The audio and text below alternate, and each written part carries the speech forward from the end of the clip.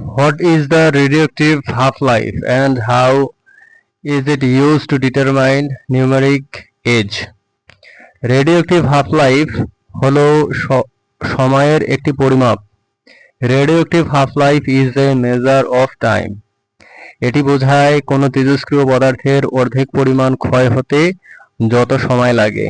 It indicates the time required for half of a radioactive substance to decay. প্রতিটি radioactive আইসোটোপের একটি নির্দিষ্ট half life থাকে। Each radioactive isotope has a specific half life. যেমন uranium 238 এর half life প্রায় 4.5 billion বছর। For example, the half life of uranium 238 is about 4.5 billion years. আবার কার্বন 14 এর হাফ লাইফ প্রায় 5730 বছর।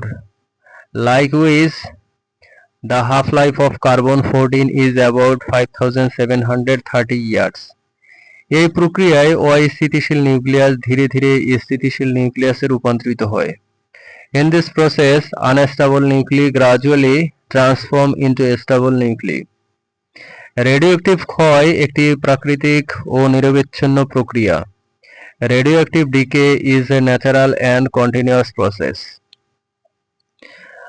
হাফ লাইফ গণনার মাধ্যমে বিজ্ঞানীরা শিলা বা জীবাশ্মের সঠিক বয়স নির্ধারণ করতে পারেন। By calculating half life, scientists can determine the exact age of rocks or fossils. এই পদ্ধতিকে রেডিওমেট্রিক ডেটিং বলা হয়। This method is called radiometric dating.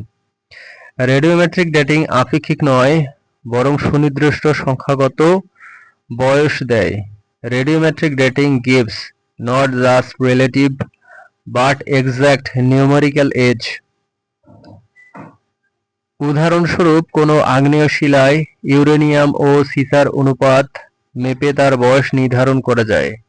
For example, the age of an igneous rock can be determined by measuring the ratio of uranium to lead. কারণ uranium ক্ষয় হয়ে ধীরে ধীরে সিসায় রূপান্তরিত হয়। This is because uranium decay and gradually turns into lead. যত বেশি সিসা জমেছে তত পুরনো শিলা। The more lead present, the older the rock. একইভাবে জীবাশ্মের বয়স নির্ধারণে কার্বন 14 ব্যবহার করা হয়। Similarly, carbon 14 is used to determine the age of fossils. জীবিত প্রাণী মৃত্যুর পর থেকে কার্বন 14 ক্ষয় হতে শুরু করে। After an organism dies, its carbon 14 begins to decay. তাই জীবাশ্মে অবশিষ্ট কার্বন 14 মেপে তার মৃত্যুর সময় অনুমান করা যায়। Therefore, the remaining carbon 14 in a fossil can be measured to estimate the time of death. এই পদ্ধতিতে কয়েক হাজার থেকে কয়েক কোটি বছরের বয়স নির্ধারণ সম্ভব। This method allows to determination of ages from thousands of millions of years. তবে প্রতিটি আইসোটোপ নির্দিষ্ট সময়সীমার জন্য কার্যকর। However, each isotope is effective for a specific time range. যেমন কার্বন 14 কেবলমাত্র 50,000 বছরের কম সময়ের জৈব পদার্থ নির্ধারণে ব্যবহৃত হয়। For instance, carbon 14 is used only for organic material younger than 50,000 years. অন্যদিকে ইউরেনিয়াম 238 কোটি কোটি বছরের পুরনো শিলার বয়স নির্ধারণে ব্যবহৃত হয়। On the other hand, uranium 238 is used for dating rocks billions of years old. হাফ-লাইফের সূত্র হলো, the formula for half-life is n is equal to n naught into 1 divided 2 to the power t divided t half. এখানে n হলো অবশিষ্ট পরমাণুর সংখ্যা, n naught হলো প্রাথমিক পরমাণুর সংখ্যা, Here n is the number of remaining atoms and n naught is the original number of atoms. T হলো অতিবাহিত সময় এবং t half হলো half life. T is the elapsed time and t half is the half life. এই সূত্র ব্যবহার করে বিজ্ঞানীরা খুবই সঠিকভাবে বয়স নির্ধারণ করতে পারেন। Using this formula, scientists can determine ages very accurately.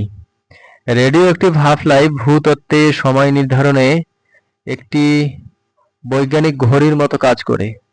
Radioactive half life works like a scientific clock in geology for determining time. এটি ভূতত্ত্বে অ্যাবসোলিউট ডেটিং এর প্রধান ভিত্তি। It is the main basis of absolute dating in geology.